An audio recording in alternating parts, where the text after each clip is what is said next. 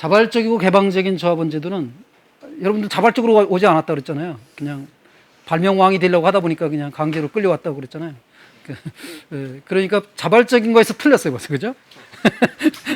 자발적이지는 않아. 그러나 이제 강제로 시키는 야간 학습을 야간 자율 학습이라고 그러잖아요. 강제로 하더라도 자율적으로 하는 거죠. 그래서 이제 거꾸로 가르치는 거긴 한데, 어쨌든 약간 자발적이거든. 개방되어 있어요. 조합원은 들어와도 되고 나가도 되고 개방되어 있어요. 열려 있어요. 그래서 나갈 때는 옛날에 냈던 출자금 그거 돌려받고 나가고 그렇습니다. 액수 그대로 다 받는 건 아니고 회사가 잘 성장했으면 100% 다 받아가지고 나갈 수 있지만, 회사가 이제 운영하다가 좀 쪼그라들어가지고 출자금 100만 원씩 걷었는데 아니면 10만 원씩 걷었는데 회사가 이렇게 자본금을 계산해 보니까 좀 줄어들었어. 그러면 이제 퍼센트 계산해서 지금 남은 자산이 출자금보다 50%밖에 안 돼. 그러면 5만 원밖에 못 받는 거예요. 회사가 잘 되길 바라야 돼요. 그래서 출자한 사람들은 회사가 잘 돼야 나중에 이게 나 협동전 나갈래, 탈퇴할래 그렇게 하더라도 그때 냈던 돈 다 받아가지고 갈 수 있는 거지. 그렇지 않으면 돈을 적게밖에 못 받아요. 회사가 잘 되길 바라야 돼요. 어쨌든 나갈 때 나가더라도. 그다음에 조합원에 의한 민주적 관리. 회사는 보통 회사는 정치는 민주주의가 좋다고 그러죠.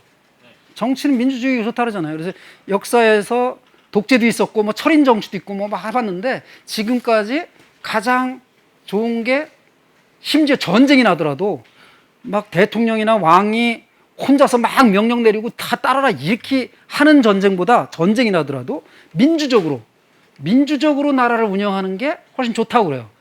전쟁이 나도. 심지어는 응급실에서, 제가 경영학 배울 때 깜짝 놀란 건데 다 틀렸어요, 거기 모였던 사람들이. 근데 경영학에서도 배울 때 이제 요런 때는 어떤 리더십을 발휘하는 게 좋을지를 물어요. 근데 묻는데 이게 있었어요. 응급실 실장님이, 거기 이제 자기 부하 직원들이 많이 있죠. 같은 의사라 하더라도 급이 있는 응급실 대표가 있고, 거기에 이제 그 인턴, 레지던트, 간호사, 그다음에 뭐 앰뷸런스 기사 이런 분들도 막 있죠. 거기 응급실에 계신 분들이 한 명 있어요. 근데 자기가 이제 최고 책임자야. 이럴 때 민주적인 리더십을 발휘하는 게 맞느냐, 아니면 지시하고 명령을 내리는 카리스마를 가지고 하는 독재 스타일로 끌고 가는 게 맞느냐. 응급실이야. 그런데도 거기서도 민주적 리더십이 훨씬 더 잘 먹힌다는 겁니다. 그래요. 일반적으로 정치는 민주주의가 옳습니다. 민주주의가 옳아요. 물론 독재하는 나라도 있고요. 대한민국 역사에도 독재가 있었고. 그런데 이제까지 경제는 어떤 회사 사장님이 직원들한테 의견 다 물어가지고 소비자들한테 의견 막 묻고, 자, 우리 회사 물건 이거 5만 원 받아야 되는데 소비자들이 너무 비싸요. 4만 원 그래? 그럼 다수결로 한번 해볼까? 그럼 소비자들 모아놓고 직원들 모아놓고 그래가지고 물건값 정하나요? 사장님이 그냥 일방적으로 하는 거예요. 지시들을 뭐 너희들 몇 시까지 출근해 뭐 이런 거 막 하고, 사장님이 막 시키는 대로 하는 게 그 독재지요. 경제에서는 독재가 통했어요. 그래도 그걸 누가 사장님 보고 독재자라고 얘기를 안 해. 막 그랬어요. 근데 최근 들어서 우리나라에서도 헌법에도 들어갔는데 경제민주화라는 단어가 들어갔어요. 생각나세요? 경제민주화. 이제 기업도 민주적으로 해야 된다는 거야.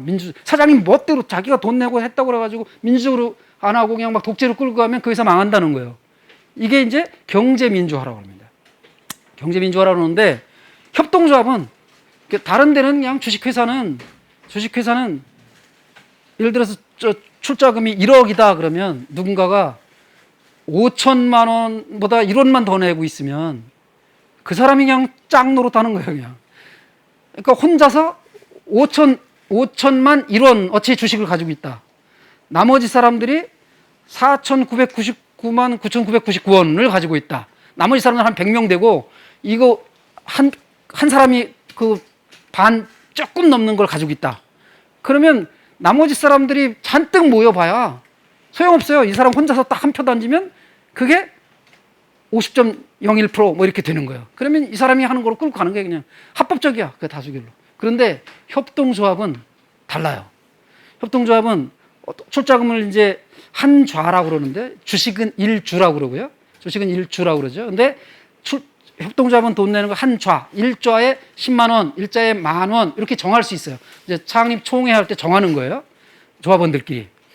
얼마씩 정해라. 이거 법에 정해져 있는 게 없고 모인 사람들이 우리는 회사 하려니까 돈이 필요해. 1,000원씩 걷어가지고는 안 될 것 같아. 10,000원씩 걷어야 돼. 아니면 야 우리 가게도 없고 뭐 기계도 들여놓고 이러면 우리는 100만 원씩 걷어도 모자라. 이럴 수도 있어요. 이제 그 출자금 한 좌를 정하는 건데 그걸 정했어요. 근데 정했는데 어떤 사람은 한 좌를 낼 수도 있고 어떤 사람은 두 좌를 낼 수도 있어요. 그렇죠? 또 주식도 한 주, 1주를 살 수도 있고 10주 살 수 있고 100주 살 수 있고 10,000주 살 수 있고 그렇죠. 근데 출자금도 그런데 그렇기는 한데 출자금은 한 좌를 출자한 사람이나 100좌를 출자한 사람이나 주식회사는 1주 1표라고 그랬잖아요. 100주 가지고 있는 사람은 혼자 왔는데 100표 던진 거야, 그 사람은. 딱 손 혼자 들었는데 100표야, 그 사람은. 한 주를 가지고 있는 사람은 손 들어, 한 주, 그냥 한 표. 10,000표 가지고 있는 사람이 오면 그 사람이 혼자 딱 들었는데 10,000표. 이렇게 되는 거예요, 주식회사는. 그래서 주주총회라는 걸 열어도 얼마나 많은 주주가 모였느냐 관심 없어요. 주식 숫자가 몇 개가 모였느냐, 주식 숫자. 그래서 아까 얘기한 대로 주식을 제일 많이 가진 사람이 짱으로 먹으면 그냥 나머지는 다 따라오게 되어 있는 건데 협동조합은 1좌든 100좌든 관계없이 1인 1표입니다. 1인 1표. 이게 민주적일까요? 이게 민주적이지 않다고 주장하는 사람들이 있어요. 돈 많이 낸 사람이 주식회사처럼 많이 표결하는 게 그게 민주적인 거 아니냐? 이렇게 주장하는 사람도 있거든요. 근데 그것을 협동조합은 거부합니다. 그래서 조금 비난하는 사람들이 얘기할 때는 주식회사 같은 걸 비난하는 걸 얘기할 때는 주식회사는 중심이 뭐야? 거기는 주식. 이게 주인이야. 주식이. 사람이 아니고. 그래서 주식은 뭐야? 돈이야. 그래서 1주 1표를 지향하고 있는 1주 1표로 운영되고 있는 주식회사는 그거는 돈이 중심인 회사. 그럼 협동조합은 뭘까요? 1좌 1표가 아니라 1인 1표니까 거기는 뭐가 중심인? 사람이 중심인. 사람이 중심인 회사. 협동조합은 그냥 그 딱 핵심적으로 다 구분되는 게 그겁니다. 1주 1표냐 1인 1표. 그래서 그 차이입니다. 돈이 주인 회사, 사람이 주인인 회사. 그런데 그걸 하려 보니까 협동조합에는 또 아주 중요한 규칙이 하나가 있어요. 돈을 낼 때 혼자서 돈이 많다고 그래가지고 왕창 못 내요. 법으로 정해놨어요. 혼자서 최대한 낼 수 있는 게 총액의 30%. 만약에 100만 원이 다 걷어보니까 100만 원이 됐어. 근데 그 중에 누군가가 31만 원을 냈네? 그럼 그거 불법이야. 그 사람 10,000원 도로 돌려줘야 돼요. 그 30만 원만 남겨놔야 돼, 그 사람한테는. 그 사람이 제일 많이 낼 수 있는 게 30%. 그거 넘으면 안 되는 거예요. 그리고 왜 그런 일을 정해놨을까요? 법에다가. 그렇죠. 돈 많이 낸 놈이 1인 1표라고 하지만 똑같이 말을 해도 말빨이 걔가 세일 가능성이 높은 거예요. 걔가 성질 나가지고 나 나갈 테 들어. 니들 멋대로 해. 나 나갈 테. 그러고 그러면 31만 원 내놔. 이렇게 하고 그 사람 쑥 빠져나가면 나머지 69만 원밖에 안 남아. 사람도 한 명이 줄지만 돈도 좀 적어져. 그래서 혼자서 최대한 낼 수 있는 거 30%로 딱 정해놓고 그래야 사람이 중심인 회사로 그 소수 의견도 존중하고 이래가면서 가는 그런 회사예요. 좀 괜찮지 않나요? 네, 이제 이런 게 마음에 맞는 거예요. 저는 이제 이런 게. 그래서 민주적으로 다 관리합니다. 민주적으로. 그다음에 조합원의 경제적 참여. 경제적으로 참여해야 됩니다. 출자금 내야 되는 거예요. 출자금을 내야 돼. 근데 돈이 없어. 출자금이 10,000원씩 결정하기로 했는데 난 이번 달 용돈 다 썼고 뭐 출자금 없어. 그러면 두 번에 나눠 낼 수 있어요. 그래도 6개월 안에 반씩 이렇게 나눠서 낼 수 있어요. 경제적 참여합니다. 근데 회사가 또 좀 하다가 어려워졌네? 출자금 조금 더 거둡시다. 혼자 누가 이사장이라는 사람이 대표가 돼가지고 출자금 더 내! 이렇게 하는 못하지만 모여서 야 지금 회사가 이렇게 어려운데 지금 여기서 문을 닫는 건 좀 그렇다. 그렇다고 지금 은행에 가서 융자 얻어서 올래니 그러니 우리끼리 조금씩 출자금 처음에 할 때처럼 그 초심으로 돌아가서 출자금을 조금씩 더 걷자. 이렇게 하면 그때 같이 걷는 거죠. 그런 게 결정이 되면 물론 결정이 안 될 수도 있어요. 부결될 수도 있습니다. 그런 거 할 때 조합원들이 결정하는 거니까 모여서. 이거 다 투명해졌기 때문에 그게 가능한 거예요. 근데 사장님이 회계장부를 가지고 있는데 사원이 장부 좀 한번 봅시다. 사장님 도대체 맨날 돈 없다고 없다고 하는데 도대체 뭐 어디다 써가지고 없는 거예요? 한번 장부 가져와 보세요. 이렇게 일반 회사 직원들은 못 하거든요. 근데 협동조합은 그게 되는 거예요. 협동조합은 장부 가져와 보세요. 도대체 뭐 이렇게 적자입니까? 딱 까놓고 다 까놓은 거니까 진짜 적자 많네? 그러면 우리가 조금만 돈을 거두면 되겠다. 이런 결정해가지고 이제 돈을 조금 더 거는 거죠. 그럴 때도 모든 사람, 모든 조합원이 다 내야 된다. 이렇게 결정은 못 해요. 왜냐하면 돈이 없는 사람도 있는 거니까. 그래서 30% 넘지 않는 선에서 자기 역량껏 조금 더 낼 수 있는 사람들을 냅시다. 이런 결정을 할 수 있죠. 네, 그렇게 해서 물론 이제 더 나가면 유흥자를 얻읍시다. 이런 결정도 할 수 있는 거고요. 예, 그렇게 할 수 있습니다. 이게 이제 조합원의 경제적 참여고요. 자율과 독립은 정치 권력으로부터, 정부로부터, 뭐 이런 데로부터 자율적으로 독립돼야 된다. 이겁니다. 이게 어떤 정치권과 그 결탁이 되거나 막 이렇게 하다 보면 정권이 바뀌고 난 뒤에 회사가 또 무너질 수도 있고 뭐 막 이렇게 돼요. 그래서 이것은 정치적으로는 완전히 독립돼서 그래서 종교적으로도 독립돼야 돼요. 그래서 어떤 종교를 가진 사람들만 받는다든가 어떤 정당을 지지하는 사람들만 모인다든가 이런 게 아니고 이것은 그런 데로부터 정치 권력으로부터 종교로부터 독립된 이런 식의 물론 이제 정치적으로 똑같은 생각을 가진 사람이나 종교적으로도 같은 생각을 가진 사람들끼리 모여서 맨 처음에 우리끼리 협동조합 한번 해보자 이렇게 하면 그렇게 할 수도 있죠. 예.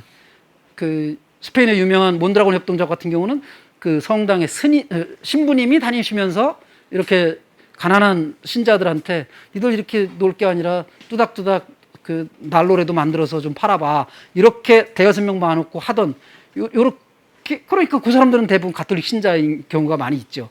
그런 거는 이 가톨릭으로부터 완전히 독립됐다고 보기는 어려운데 그렇다고 이게 성당의 산하기관도 아니고 그냥 독립된 회사입니다. 가톨릭 신자들이 중심에서 모여 있는 그런 거죠. 다른 종교도 마찬가지고 그러니까 자율적으로 운영하는 겁니다.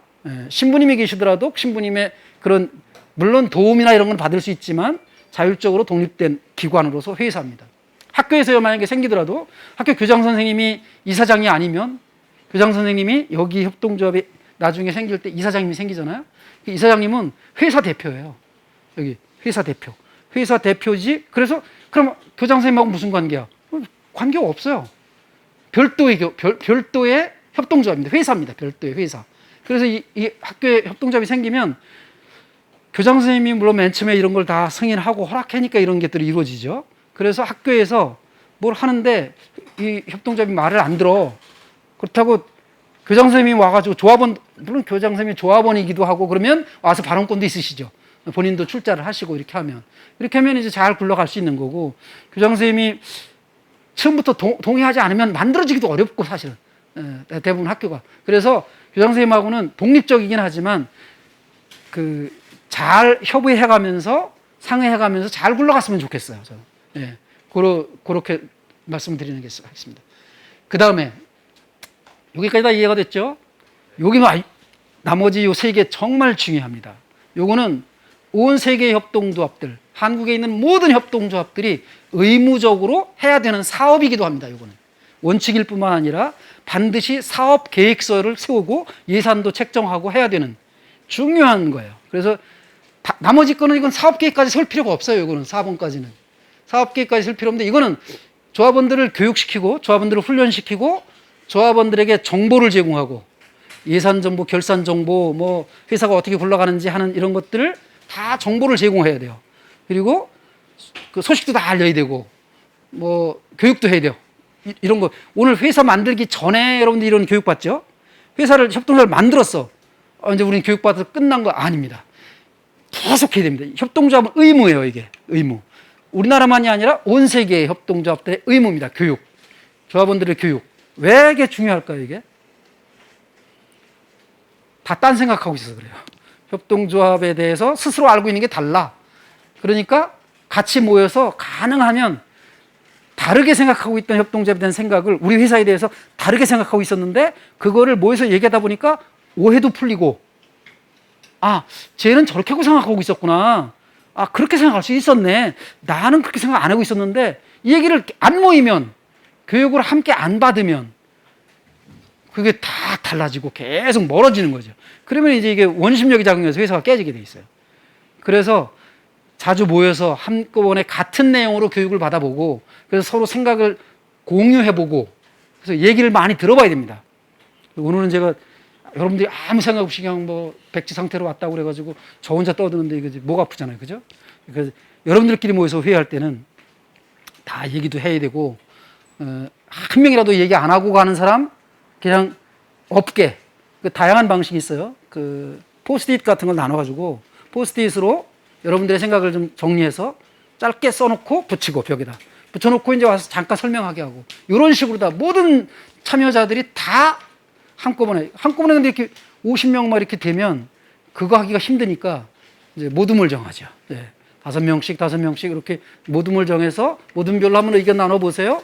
그렇게 하고 그 의견을 발표해 보세요. 이렇게 이제 해서 모주 전지에다가 포스트잇 쫙 붙인 거를 가져와서 두 분은 들고 서 있고 한 분은 발표하고, 이런 식으로 해서 모둠별로 이렇게 참여를 시킵니다.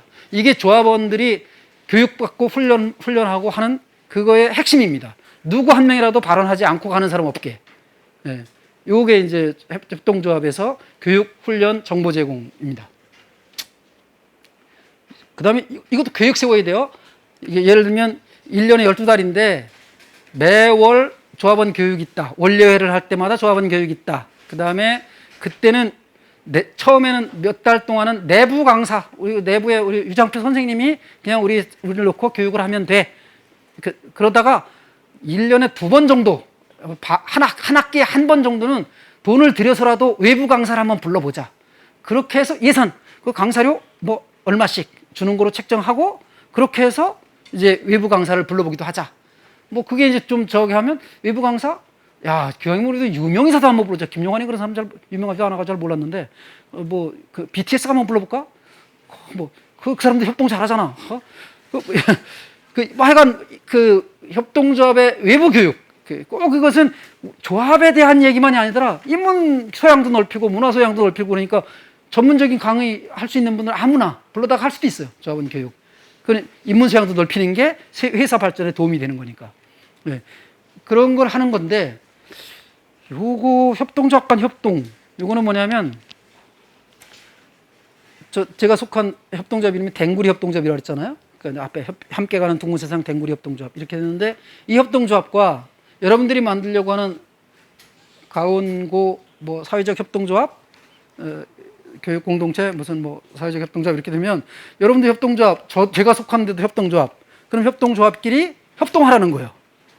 협동조합끼리 같은 지역에서 협동할 수도 있고, 지역을 또 건너뛰어서 할 수도 있고, 같은 업종끼리 여러분들이 만들면 학교 협동조합이 되는데, 학교 협동조합들이 이미 생긴 데가 무지하게 많습니다.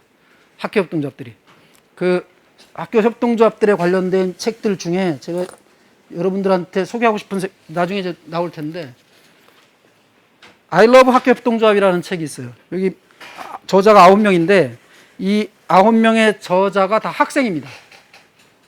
학교 협동조합의 활동을 경험을 했던 사람들이 졸업한 뒤에, 여기 중학생이 쓴 글도 있어요. 고등학생이 쓴 글이 대부분이고, 근데 졸업을 한 뒤에 내가 학교 협동조합 고등학교 다닐 때, 중학교 다닐 때 학교 협동조합 했던 경험이 인생을 완전히 바꿔놨다. 이런 얘기들이에요. I love 학교 협동조합. 여러분도 나중에 강원고등학교 학교 협동조합 잘 굴러가고, 내가 1학년 때 그때 김용환이라는 사람한테 얘기 듣고 유장표 선생님 덕분에 협동조합 알게 돼가지고, 그때 그래서 막 그거 생긴 거야. 그 협동조합 요새 지금 잘 나가지. 그때 옛날 일을 생각해봐. 라떼는 말이야. 이래가면서 이제 여러분들이 그 옛날 얘기를 할 수 있는 그런 시대가 있을 거예요. 그래, 그때를 모여서, 야, 우리도 모여서 10주년 됐는데, 여러분들이 그때 10주년이면 뭐가 될까요? 이제 지금부터 10살 더 우리라고 그러면 한 대학을 졸업하거나 뭐 어떻게 됐겠죠? 어디 직장 다니거나. 그러면 그때 모여서, 야, 우리도 한번 10주년 기념으로 책 한 권 내볼까? 그 초창기 역사 한번 가져와 봐. 유장표 선생님 지금 어디 계셔? 우리 학교 아직도 계셔. 야, 그래서 선생님 한번 모셔봐. 그래서 선생님도 한번 글 쓰고, 나도 한번 글 쓰고, 이렇게 해가지고 모여서 사진도 모으고, 그래가지고 이제 책을 한 권 만드는 거예요, 이렇게. 예. 그러면 저는 또 열심히 또 팔러 다니죠, 이렇게 선전하고. 내가 말이야, 그때 가서 첫 번 강의를 했던 사람인데, 그때 백지였었어. 아무 관심도 없었대. 뭐 이런 얘기를 하면서 이제 그 책을 낼 수도 있습니다. 여러분들이 이런 나중에 예, 이런 책들을 낼 수 있는 좀 협동조합으로 좀 성공해 갔으면 좋을 것 같고요. 네, 그 밖에도 많은 책들이 있습니다. 협동조합 간 협동은 예를 들면 이런 게 있습니다. 한 그 회사 사장님, 협동조합의 대표인데 자기가 이제 택배를 보낼 일이 있어요. 택배. 그래서 이제 지금까지 이용하던 택배 회사도 있어.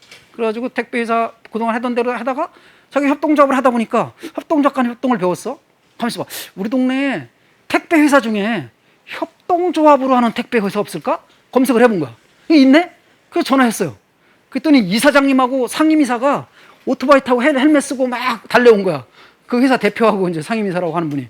와가지고 택배 이제, 그래서 그분들하고 앉아서 차 한잔 마시면서 협동조합 간 협동으로 해서 따져보니까 당신네 회사가 조금 더 비싸다.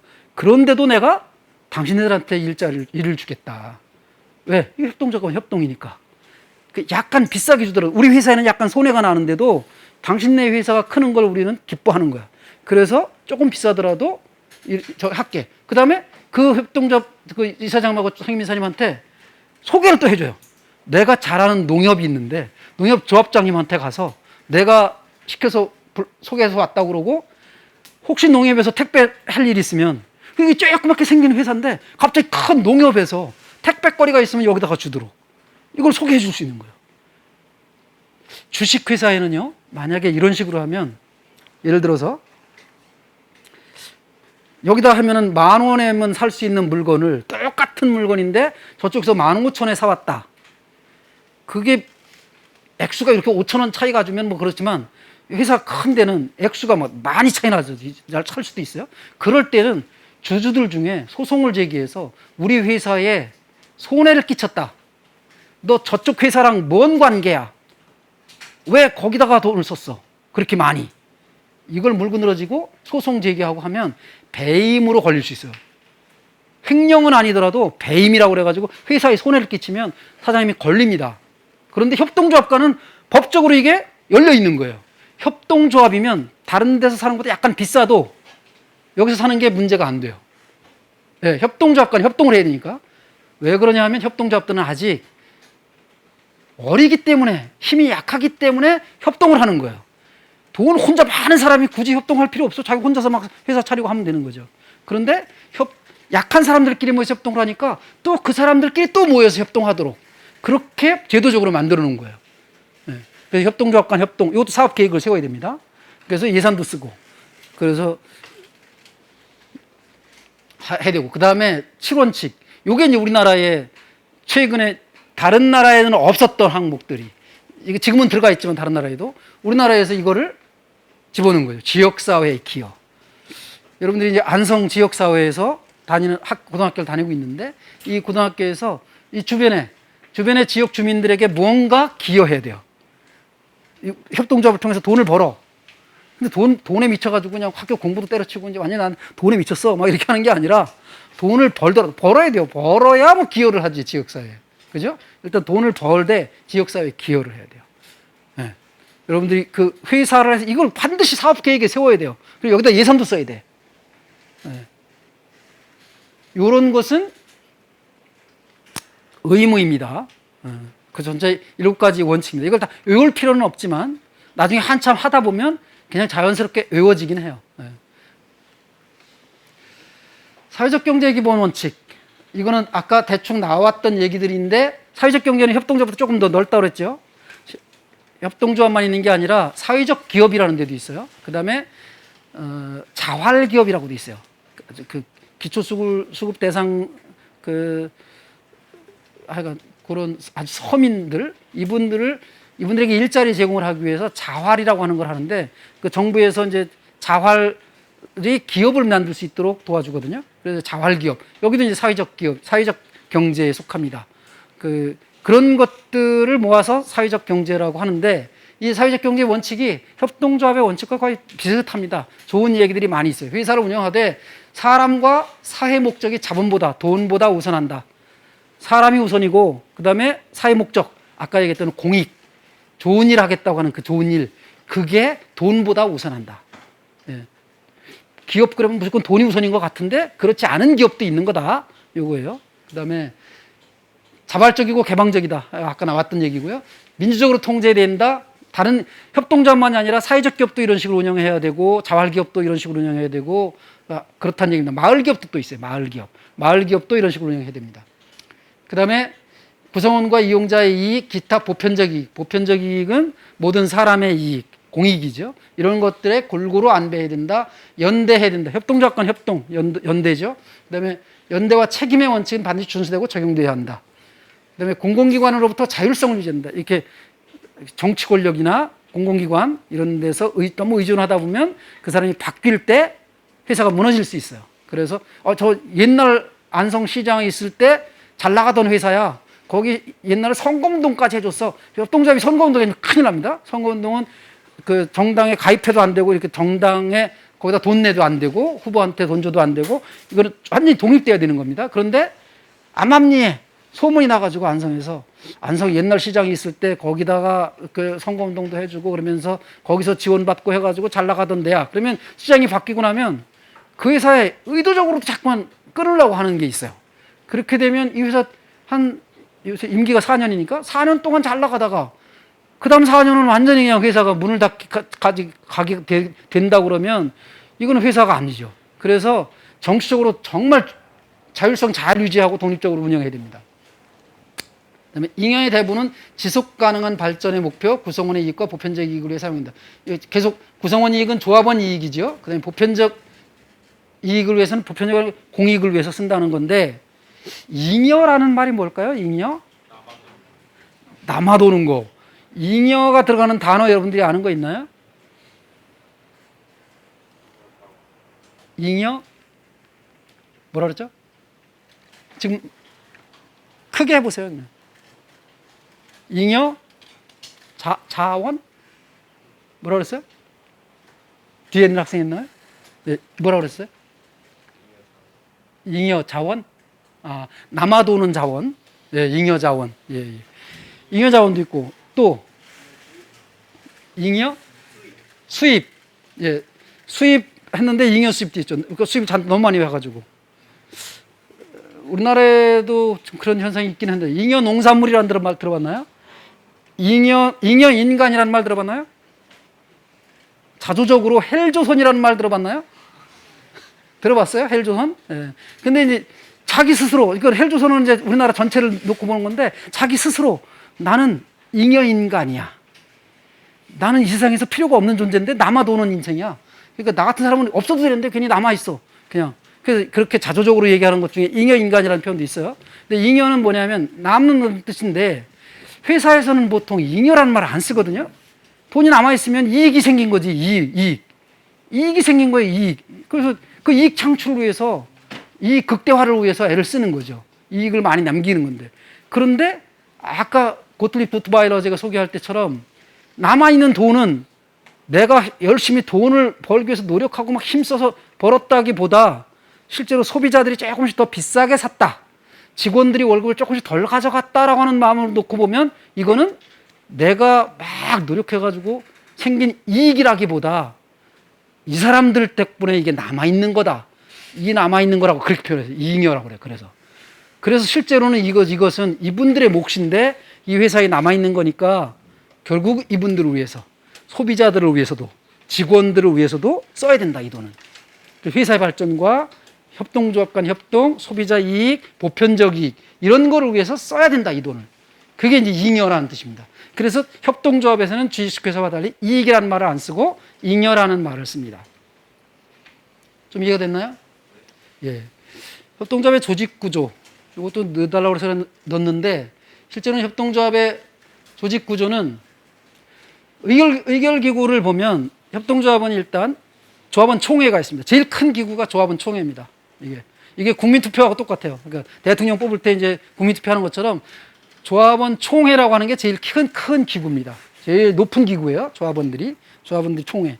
그 다음에 이제 조합원이 굉장히 많아졌어. 그 법적으로는 200명이 넘어섰어. 그러면 200명이 모여서 회의하려면 너무 힘들어요. 그래서 10명에 1명꼴로 이렇게 대의원을 뽑습니다. 이게 대리민주제가 대의민주제가 되는 거죠. 대의민주제. 우리나라에서 지금 국회의원 뽑듯이 5천만 명이 다 모여서 직접 민주주의 하려면 너무 힘드니까 300명의 국회의원 뽑아놓고 당신들이 나라를 운영하세요 라고 하는 거죠. 그러니까 우리는 이제 당신들이 잘하는지 잘못하는지만 감시할게요. 이렇게만 하는 거고, 이제 그런 것처럼 대의원이라고 하는 사람들을 뽑아놓고, 그러면 200명이다 그러면 10명에 한 명 뽑으면 대의원이 몇 명입니까? 20명이죠. 그 20명이 모여서 이제 대의원 총회라는 걸 구성합니다. 그 사람들이 일상적인 결정을 할 수 있어요. 대의원 총회. 이거 의결 기구입니다. 그 사람들이 결정하는 게 법으로 결정된 거하고 똑같습니다. 조합원 총회 와서 결정한 것과 똑같은 효력을 발휘합니다. 그런데 이제 그 사람들이 또 20명도 매일 모일 수가 없어. 자주 모일 수가 없어. 그러다 보니까 소수로, 그보다 훨씬 더 적게, 보통 법적으로는 3명 이상, 3명 이상의 이사를 둡니다. 이사. 그러면 이사회가 돼요, 그 사람들은. 이 사람들은 매일 모여서 회의도 하고 집행도 하고 결정도 하고 막 돈도 쓰고 그 장부도 정리하고 막 이런 일들을 직원들한테 업무 지시도 하고 이런 걸 합니다. 모든 조합원들이 200명이 모여서 직원들한테 이러이러라 저러라 막 하는 게 아니고, 아무리 조합원들이 많아도 그런 걸 지시하는 사람들은 소수의 이사들, 이 이사들에게 맡깁니다. 그러면 처음에는 200명이었는데 한 3명이 남은 이사들이 계속 이 사람들이 정보도 다 가지고 있죠. 돈을 어디다 쓰는지 다 알지. 우리 회사가 얼마 버는지도 알고, 어디다가 지금 돈을 못 받은 것도 알고, 돈을 갖다 줘야 될 외상도 갚아야 되는 것도 알고, 이 사람들은 다 아는데 일반 조합원들은 자기 생활하기 바쁘죠. 여기 매일 오는 것도 아니고 이 회사에. 그러다 보니까 이 사람들이 정보를 독점하면 그 회사는 망하는 겁니다. 이 3명이 독재를 하는 거죠. 이 세 명은 자기들이 알고 있는 정보를 최대한 조합원들에게 공개를 하라는 겁니다. 그래서 민주적으로 운영돼야지, 이사회가 있다고 그래가지고 이사회가, 여기 제일 자주 모이는 모임이거든요. 이거 제일 자주 모이면 핵심들이 이 회사 말아먹을 수 있어요. 그래서 이 사람들을 잘 뽑아야 됩니다. 이사회를. 그다음에 집행기구가 있어요. 이제 집행기구는 이제 직원들로 구성될 수도 있고요. 사무국이라고 그래가지고 이 사람들 이제 급여를 받는 사람들이 있죠. 그래서 급여를 받으면서 이제 행정 처리하는 거죠. 학교로 따지면 학교 학생들을 가르치는 선생님은 아니지만 학교에 그런 일만 필요한 게 아니잖아요. 행정실도 필요하죠. 그리고 뭐 여기는 그런 게 있는지 모르는데 급식실도 필요하고. 그래서 다 학교에 교직원으로 일을 하는 사람들이 필요한 거죠. 그래서 그런 일들을 하는 총괄을 하고 있는 사무국. 그 회사 일이라기보다는 사람들을 관리하는, 조합원들을 관리하고 직원들을 관리하고 하는 이런 일을 하는 사람들도 필요하고, 그 다음에 직원들 당연히 필요하죠. 그 이사들은, 조합원들은 여기 회사 출근도 안 하고 가만히 있는 거지만 여기에 출근해서 일을 하고 돈을 버는 직원들이 있죠. 그 사람은 4대 보험도 들고 그래서 월급도 받고 하니까 이 사람들은 당연히 주어진 임무를 다 해야 되죠. 이 사람들은 대부분 직원이면 좋아요. 직원들은 모두 조합원이면 좋습니다. 조합원이면 우리 회사 주인이기도 하고 내가 직원이기도 하니까 내가 월급을 많이 받았으면 좋겠지만, 다 장부를 들여다보니 내가 월급 많이 받으면 이 회사 무너져. 그걸 내가 알겠어. 다른 회사들은 잘 모르는데 협동조합은 알아요. 협동조합은 직원들이 알 수 있어요. 자기 그 장부를 다 보니까. 조합원들이 다 볼 수 있으니까. 그래서 조합원인 회사들, 직원이 직접 조합원으로 조합원이 아닌 사람을 직원으로 뽑을 수는 있어요. 근데 그 숫자를 최소화해야 돼요. 최대한 조합원 중에 뽑아야 돼요. 직원 일자리가 생기면, 회사가 커졌어. 일자리가 나왔어. 직원을 채용해야 돼. 그러면 조합원 중에 찾는 게 우선이에요. 출자금 냈고 같이 참여했던 조합원 중에 찾고, 조합원 중에 이제 그런 사람이 없어. 해당되는 사람이 특허를 가지고 있거나 뭐 그런 기술을 가지고 있거나 근처에 살아서 여기 와서 일할 수 있거나 이런 조건을 가지고 찾아보니까 없어. 그러면 이제 비조합원도 뽑을 수 있는데, 그 사람은 출자를 안 했으니까 회사에 대해서 애정이 남들보다 좀 떨어지죠. 조합원보다. 그런데 그 사람도 한 1년 근무해보면 바로 받으면 좀 곤란해요. 그래서 한 1년 일을 해보고 회사 굴러가는 걸 보고 본인도 동의가 하고 회사에서도 쟤는 뭐 조합원으로 들어오는 것도 괜찮아. 우리 회사 발전에 오히려 도움이 되면 됐지 회사에 분열을 일으킬 사람은 아니야. 그러면 조합원으로 들어오는 것을 권장도 하고 본인이 가입원서 내고 출자금 내고 들어올 수 있고 이렇습니다. 요게 이제 직원이고요. 위원회는 이제 부문으로다 이제 직원들 중에 혹은 조합원들 중에 청년들이 있어, 학생들이 있어. 그러면 학생위원회, 청년위원회, 청소년위원회, 뭐 우리 조합원들 중에 농민들이 있어, 농민위원회. 뭐 이렇게 아주 농민조합원들끼리 모여서 여기는 뭐 의결기구는 아니지만 친목단체처럼 운영하고 조합원 총회에 와가지고 여기서 얘기된 내용을 조합원 총회에다 건의할 수 있고 이사장님한테 우리 이러이러한 조합원들이 모여서 이렇게 얘기해 보니까 여기는 농민 문제를 너무 등한시하고 있어. 그래서 여기 이런 문제를 가지고 좀 건의하자고 의견을 모았으니 들어주세요. 이렇게 건의도 할 수 있고 하는 각종 그런 부문 단위로 사람들이 모여서 때로는 부문위원회 중에는 동호회도 할 수 있어요. 조합원들 중에 조합원 숫자가 많은데 뭐 탁구 치는 거 좋아하는 조합원들이 있어. 우리 조합원들 중에 탁구 동호회 하나 만들어가지고 한번 해보자. 막 해보니까 우리 조합에 이거 맨날 돈 내고 밖에 탁구장 가려니까 우리 조합 내에 어디 빈 공간에다 탁구대 하나 놓고 좀 하자. 그 건의 한번 해보자. 그 탁구대 살 돈 있는지 우리 검토 한번 해보자. 이래가지고 이제 그런 것도 요구할 수 있고 이게 이제 각종 위원회입니다. 이건 의결 기구는 아니지만 그 다양한 방식으로 의견을 모으는 그래서 의결 기구에다 건의하기도 하고 해서 관철시키는 이런 역할을 할 수 있습니다. 그래서 회사마다 다 이렇게 다른데 총회하고 이사회는 반드시 있어야 되고요. 대의원 총회는 200명 이상 되는 회사만 협동조합만 있는 거고요. 그렇습니다. 나머지는 협동조합에 따라 다를 수 있습니다. 있어도 되고 없어도 되고 없을 수도 있고. 협동조합의 유형 협동조합. 이제 학교 협동조합에는 평택 고등학교 같은 게 협동조합은 그냥 아침 노을 협동조합 이렇게 돼 있어요. 그런데 대부분의 학교 협동조합들은 사회적 협동조합으로 되어 있습니다. 협동조합 앞에 사회적 자가 더 붙었어요. 아까 사회적 그러면 소셜이라고 했잖아요. 소셜은 사회의, 사회적인, 사회에 관한, 사회를 위한 이렇게 번역할 수 있다고 그러는데 일단은 협동조합이 그 자체가 공익적인 것 같지만 협동조합에는 큼직하게 두 개로 나눠서 그냥 협동조합과 사회적 협동조합 이렇게 두 개로 나눠요. 사회적 협동조합은 법적으로 그냥 비영리 기관입니다. 비영리 법인이에요. 법인이라는 말이 뭔지 아는 학생? 법인.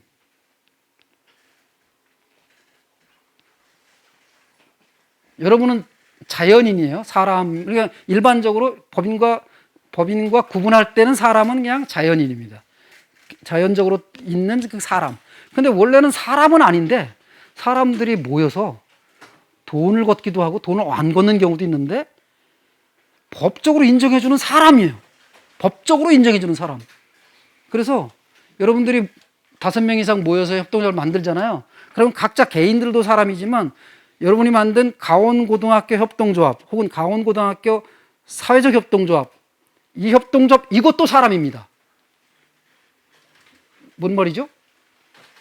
이해가 되나요? 자, 그래서 유장표 선생님이 이사장이 될지 모르겠는데 예를 들겠습니다. 자, 강원고등학교 사회적 협동조합의 이사장이 유장표 선생님 밑에 있어요. 그리고 이사들도 여러분들 학생들도 맡고 학부모도 대표들도 있고 그래서 맡았어요. 그러면 유장표라는 개인이 있어요. 그다음에 유장표라는 개인은 출자도 했죠. 거기다가 돈을 냈잖아요. 그런데 이 학교 법인의 대표가 유장표잖아요. 또 그리고 유장표는 혼자 있는데 계약서를 쓸 때 예를 들어서 협동조합이 돈이 필요해. 이사장네 집에서 좀 돈을 꾸었으면 좋겠어. 은행에서 돈을 꾸는 것보다 개인 돈을 꾸는 게 좋겠다. 차용증을 써. 그럼 유장표라는 선생님 혼자서 하나는 개인, 자연인 유장표, 하나는 협동조합 대표 유장표 이렇게 해가지고 혼자서 차용증을 씁니다.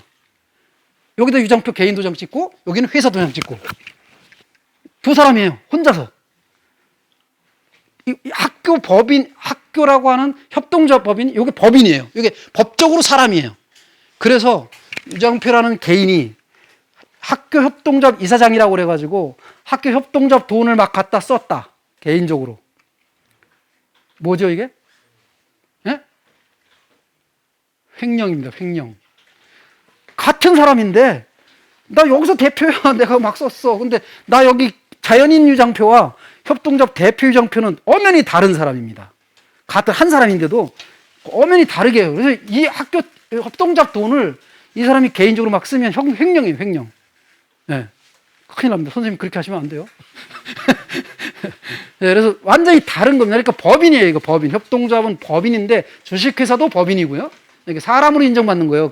그래서 회사 사장들이 회사 돈을 그냥 자기 멋대로 막 갖다 쓰면 개인 회사에서는 그게 법인 안 되는데 법인 회사에서는요. 그게 유한회사든 합자회사든 한명회사든 그 주식회사든 협동조합이든 사회적 협동조합이든 다 법인이면 거기 돈 함부로 갖다 쓰면 횡령입니다. 네. 그래 협동조합은 법인입니다. 법인인데 사회적 협동조합은 비영리 법인이에요. 거기서 영리를 추구하면 안 되는 거예요. 영리를 추구하는 게 아니라 좋은 일을 해야 돼요. 비영리로.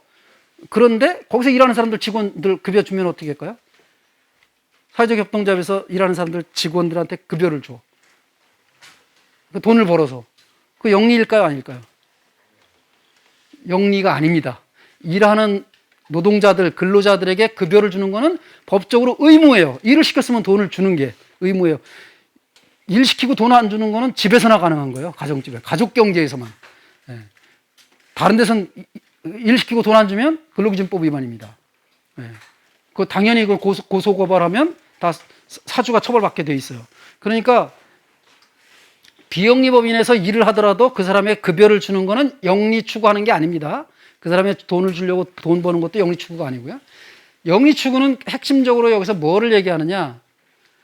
출자금 냈다고 그랬죠, 여러분들이. 회사를 위해서 출자금을 냈어요. 그 돈을 가지고 연말까지 장사를 하고 무슨 사업을 하고 하다 보니까 돈이 많이 남았네? 잉여금이 생겼어. 잉여금이 생겼는데 그 잉여금을 주식회사 같으면 그냥 주주들에게 배당이라고 하는 형식으로 나눠줍니다. 안 나눠줄 수도 있어요. 그 짱이 51% 가진 사람이 그냥 이거 뭐 주주들한테 나눠줘봐야 그래서 그냥 자기 혼자 막 쓰려고 하면서 우리나라 주식회사들이 많이 그렇게 해요. 배당이라는 것도 잘 안 합니다. 원래는 하게 돼 있는데 그런데 협동조합도 배당을 할 수 있거든요. 출자금에 대해서 사업이 잘 돼서 10,000원씩 걷었는데 오히려 연말이 되니까 사업이 잘 돼서 20,000원씩 나눠줄 수도 있어요. 10,000원 낸 출자금은 그대로 있고 남은 돈이 많아가지고 20,000원씩 줄 수도 있어요. 그럼 10,000원은 또 그대로 남아있고 그 이듬해에는 더 잘 돼가지고 50,000원씩 나눠줄 수도 있는 거죠. 잘 안 되면 못 나눠주죠. 네. 아까 얘기한 대로 더 걷자고 주장할 수도 있을 정도니까. 그런데 가능하면 잉여금이 많이 생겨서 배당을 많이 받는 게 좋죠. 네. 배당을 할 수 있는 회사가 그냥 협동조합입니다. 일반 협동조합이에요. 이거를 그냥 그래서 이거 협동조합 앞에 아무 말도 없기 때문에 좀 헷갈려요. 협동조합과 사회적 협동조합 이렇게 안 하고 저도 자꾸만 그냥 협동조합과 이렇게 하잖아요. 그냥 협동조합과 사회적 협동조합. 근데 보통은 어떻게 그냥 일반 협동조합이라고 그래요. 저거를. 사회적자가 안 붙은 협동조합을 일반 협동조합. 사회적자 붙은 건 당연히 사회적 협동조합. 그래서 사회적 협동조합과 일반 협동조합의 차이는 사회적 협동조합은 비영리. 배당을 못해요. 법적으로 금지되어 있습니다. 그런데 일반 협동조합은 배당을 할 수 있어요. 법적으로. 그런데 조합원들끼리 모여서 우리는 배당 받을 수 있지만 배당 받는 게 목적이 아니라 좋은 일을 하기 위해서 한 거니까 우리 배당을 포기하자. 이렇게 할 수 있어요. 우리 개인적으로 돈 갖는 것보다 좋은 일을 해서 잉여금이 생겼으면 그걸 내가 나눠 갖는 것보다 그 돈을 좋은 일에 쓰는 거로 하자. 처음부터 그렇게 합의할 수 있죠. 우리가 돈을 따로 걷는 건 아니고 사업을 잘해서 돈이 남은 거니까 그 잉여금을 좋은 일에 쓰자. 우리끼리 나눠 갖지 말자고 결의하면 정관에다가, 법에는 그렇게 안 돼 있지만 우리가 만드는 정관, 회칙이죠. 회사의 헌법에 해당되는 정관에다가 그 배당금을 포기하기로 한다. 배당금은 없기로 한다. 이런 문장을 넣어놓으면 배당을 못 받습니다. 그때는. 그럼 물론 나중에 고칠 수 있죠, 이제. 조합원 총회에서 이렇게 해보니까 힘도 안 나고 나중에 연말에 가서 돈 좀 배당금을 받는 재미도 있는데 그 재미가 없으니까 회사하는 맛이 안 나. 우리가 아무리 잘해도 배당은 안 하고 좋은 일만 좋은 일 하는 것도 좋지, 의미가 있지. 근데 나한테 내 주머니에 단돈 10,000원이라도 들어온 것도 재밌잖아. 그거 한번 해보자. 배당하자. 배당이 있냐 없냐 요 차이입니다. 그래서 일반 협동조합으로 갈 거냐 사회적 협동조합으로 갈 거냐는 여러분들이 총회에서 결정하는 겁니다. 네. 이해가 되셨죠? 예, 요 큰 틀에 이런 차이가 있습니다. 여기는 이제 사업을 할 때 두 가지, 똑같이 못하는 게 두 가지인데요. 금융업하고 보험업. 협동조합 만들었다고 해가지고 대학을 세울 수 있다 그랬잖아요. 예, 대학도 세울 수 있다고 그러는데 못하는 게 두 가지예요. 금융업하고 보험업을 못하게 해놨어요. 다른 나라는 해요, 이거. 근데 우리나라는 못해요. 왜 그럴까요? 소문에 의하면 이 법이 만들어질 때 농협에서 반대했다고 그럽니다. 농협이 금융업하고 있고 보험업하고 있잖아요. 그러니까 농협이 워낙 큰 거야. 그러니까 막 국회의원들한테 압력 넣어가지고 앞으로 생기는 조그만 협동조합들이 다 금융업 뛰어들고 보험업 뛰어들면 자기들이 이제 파이가 적어지는 거죠. 그래서 그걸 못하게 했다. 이렇게 소문이 있어요. 근데 그 기록에 남아있는 건 아니고. 어쨌든 근데 이거는 주식회사를 만드는 사람들에 비하면 손해나는 겁니다. 주식회사는 그냥 다 할 수 있는데, 하여간 그렇습니다. 그 다음에 법정적립금은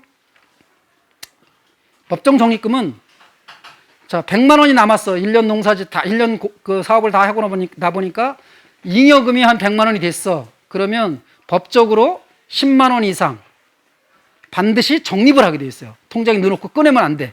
그런 통장. 언제까지? 출자금 총액, 출자금이 1000만 원이 됐어. 그거의 3배가 될 때까지. 출자금이 3천만 원, 그 적립하는 돈이 3배가 될 때까지. 그 처음에 거둔 그 출자금, 그 액수의 3배가 될 때까지는 그 돈을 못 깨요. 그냥 계속 적립만 해야 돼. 법적으로 반드시 10% 이상. 그래서 이게 10년이 걸릴 수도 있고, 5년이 걸릴 수도 있고, 1년 안에 그냥 다 3천만 원 이익이 큰 게 생겼으면 법정 적립금 그냥 한꺼번에 다 넣을 수도 있죠. 그렇게 하면 이제 그다음부터는 그 돈 신경 안 쓰고 사업을 해가면서 이제 할 수 있고, 이거는 회사가 완전히 크게 적자가 나가지고 저 융자를 얻어야 되는데 여기는 쌓여 있어. 이 통장에는 3배, 아직 3배는 안 될지 모르지만 돈이 쌓여 있는데 그 돈 쌓아놓고서 은행에 가서 융자 얻는 건 말이 안 되죠. 그러니까 그렇게 적자가 나서 빚을 갚아야 되는 상황이 벌어질 때, 빚을 져야 되는 일이 벌어질 때는 여기서 돈을 끌어쓸 수 있게 돼 있고, 회사가 좀 망하거나 이래가지고 문 닫을 때, 이럴 때는 이제 그 돈 가지고 빚잔치 해야죠. 그거 꺼내서 쓸 수 있고, 그럴 때 두 개 이외에는 평상시에는 못 꺼냈습니다. 이게 법정 적립금이에요. 그래야 회사가 살아남는데 유리하니까 법으로 그렇게 정해놓은 겁니다. 그 다음에 이건 배당이 가능하고 영리법인으로 갈 수도 있고, 저희 댕구리처럼 사회적자가 안 붙었지만 우리는 장애인들을 위해서 쓰자. 장애인 부모들이 모인 중심인 거니까. 그래서 잉여금이 나오면 그렇게 할 때는, 그럴 때는 영리법인이 아닙니다. 그래서 영리는 괄호가 되어 있는 거예요. 그래서 비영리법인입니다. 저희 댕구리 협동조합 같은 경우는. 그러니까 그런 선택에 따라, 조합원들이 선택하기에 따라 다른 겁니다. 그 다음에 나중에 회사가 이제 망했어요. 망해서 그 남은 막 빚단치 해봤어요. 회사가 빚진 게 있고 물건 떼어들었는데 거기다 원금 못 준 게 있었어. 그래서 그거 갖다 주고 막 이렇게 하다 보면 돈이 남을 수 있죠. 돈이 남았어. 그래서 이 남은 돈을 어떻게 처리할 건가? 그 정관의 마지막 부분에 보면 써놓게 돼 있어요. 그 총회할 때 그거 다 합의해서 어디다 쓰자, 나눠 갖자, 우리보다 좋은 협동조합에 기부하자, 이렇게 이제 그 정리하는 거죠. 이거는 그렇게 하면 되는데 여기는 반드시 비영리법인이나 국고에다가 귀속해야 돼요. 자기들이 못 나눠 갔습니다. 사회적 협동조합은. 정말 좋은 일 하기 위해서 돈을 벌기우려고 했던 사람들이기 때문에 그 사람들은 반드시 자기들이 못 나눠 갖게, 배당도 못 하지만 그 회사 무너지고 난 뒤에 남아있는 재산인데 그것도 못 나눠 가져요. 예. 그것은 최종적으로는 국고에 귀속됩니다. 거기는 정관에다 정할 수 있어요. 우리와 비슷한 성격의 학교 사회적 협동조합에 기부한다. 이렇게 결정할 수도 있어요. 그 정관에. 자, 여기까지가 협동조합의 기본적인 거고요. 일반 협동조합, 사회적자 안 붙은 그냥 협동조합, 거기에도 또 유형이 있습니다. 여기까지만 하고 또 10분간 쉬겠습니다. 생산자 협동조합이라는 게 있고요. 생산자 협동조합. 그 다음에 소비자 협동조합이라는 게 있습니다. 그 다음에 직원 협동조합이라는 게 있어요. 크게는 이렇게 세 개고, 다중이해 관계자 협동조합은 누구든 권하지를 않습니다. 협동조합 하는 게 의견 모으는 게 굉장히 힘들거든요. 사람들이 많다 보니까. 그런데 이해관계가 다른 사람들끼리 다 모여가지고 있으면, 생산자는 물건값을 비싸게 받고 싶어. 내가 생산한 물건을 여기다 파는데 우리 회사에다가 팔아. 근데 내가 농사 지었어. 이 물건 우리 협동조합에서 비싸게 사줬으면 좋겠어. 근데 소비자들은 저 사람이 진 농산 물건 나는 싸게 사고 싶어. 근데 이거를 조율하려고 보세요. 한 사람은 돈 더 받고 싶다, 뭐 덜 받고 싶다, 막 이런 조합원들이 한 조합원이네. 생산자들만 모여 있으면 의견 정하기가 쉬운데, 소비자들만 모여 있어도 의견 정하기가 쉬운데, 생산자와 소비자가 막 섞여 있어 여기. 그러면 의견 조율하기가 너무 힘들어서 다중이해 관계자라는 얘기는 이해관계가 다양한 생산자도 있고 소비자도 있고 뭐 직원도 있고 뭐 또 뭐가 있을 수 있나? 자원봉사자도 있고 후원자도 있고 막 그래요. 이 조합원 성격에. 근데 그런 사람들을 다 의견 조율하가 할 수 있으면 차라리 사회적 협동조합으로 가면 좋습니다. 그런 이사장이 그런 리더십도 있고 난 의견 조율하는 데는 선수야. 제가 좀 그런 게 있어요. 그런데도 어렵습니다. 굉장히 어려워요. 의견 조율하는 굉장히 어렵습니다. 그 어려운 일을 하겠다 그러면 다중이적으로 가는데 이거는 권하지 않고요. 차라리 이거 하려면 사회적 협동조합으로 가라. 사회적 협동조합. 자, 그럼 이제 생산자 협동조합도 두 종류인데 자재를 공동으로 구매하는 거. 농민들이 그렇죠. 농협 같은 거 만들어서 농기구 비싼 거 있는데 트랙터 나 혼자 사놓고서 혼자 쓰기에는 우리 농토 트랙터 엄청 비싼데 쓸 일은 우리 집밖에 없다 그러면 그거는 낭비죠, 낭비. 그래서 여러 사람들이 한꺼번에 하나만 사놓고 여러 집 가서 농사 같이 지어주고 이러는 게 이제 공동으로 자재를 구매하는 거죠. 이게 생산자 협동조합의 유리한 점이죠. 판매도 마찬가지예요. 나 혼자 파는 것보다 같이 팔아. 생산한 거 같이 많고 농협 하나로 마트에다가 농민들이 자기 농사를 지은 것 같은 거 하나로 마트에서 한 군데서 팔면 훨씬 더 이익도 많이 생기고 그렇게 하는 거니까 공동으로 판매도 할 수 있어요. 그러니까 이거 이제 이런 게 생산자 협동조합의 장점이고요. 소비자들은 공동으로 다 구매하면 물건이 싸지니까 공동 구매할 수 있죠. 소비자들은. 그리고 서비스를 공동으로 이용하는 거예요. 그런 게 이제 소비자 협동조합입니다. 소비자가 주인인. 안성의 소비자 협동조합 중에 전국적으로 유명한 모델 케이스가 되는 협동조합 하나 있죠. 예? 거기 조합원인데. 안성 의료복지 사회적 협동조합 들어보셨나요? 농민의원 들어보셨나요? 건강하신 분들이라 병원 잘 안 다니시는군요. 여러분의 부모님들이 아마 조합원인 분들 많이 있을 거예요. 여기 구시장 옛날 버스 터미널 터미널 그쪽에 농민의원이라고 있어요. 거기 한의원도 있고 치과도 있고 그다음에 가정의학과도 있고 이런 병원이 있는데 환자들이 주인이에요. 환자들이. 그러니까 미래의 환자들이 있고요. 그러니까 농민들이 막 돈을 걷었어요. 그러니까 안성 시민들이 돈을 걷어서 의사들이 서울에서 내려온 거예요. 농민들이 출자해서 만들어 놓은 협동조합에서 만든 병원에 의사가 월급 받고 일하는 자기도 조합원이고 되게 좋은 협동조합이에요. 전국적으로 유명합니다. 제일 먼저 생겼고요. 80년대 말에 역사도 깊고 저 같은 경우는 여러분들과 부모님들이 세금을 많이 내주셔가지고 2년에 한 번씩 건강검진을 공짜로 받아요. 나이가 든 사람들은 해주거든요. 국가에서. 그래서 이제 건강검진을 받죠. 그러니까 2년에 한 번씩 하니까 그 다음에는 중간중간 비잖아요. 이 안성 의료복지 사회적 협동조합에서는 제가 조합원이라고 조합원들한테는 그 비는 해에 2년에 한 번씩 또 해줍니다. 건강검진을 무료로. 그러니까 저 같은 경우는 해마다 받아요. 건강검진을. 그래서 이 건강을 유지하고 살죠. 예. 굉장히 좋은 협동조합이에요. 의료사회복지. 이거는 매스컴도 많이 탄 데라 좀 알아두셔야 돼요. 안성의 자랑입니다. 안성 의료사회복지 소비자 협동조합이었어요. 거의 정말 괜찮습니다. 나중에 소개를 좀 하겠지만.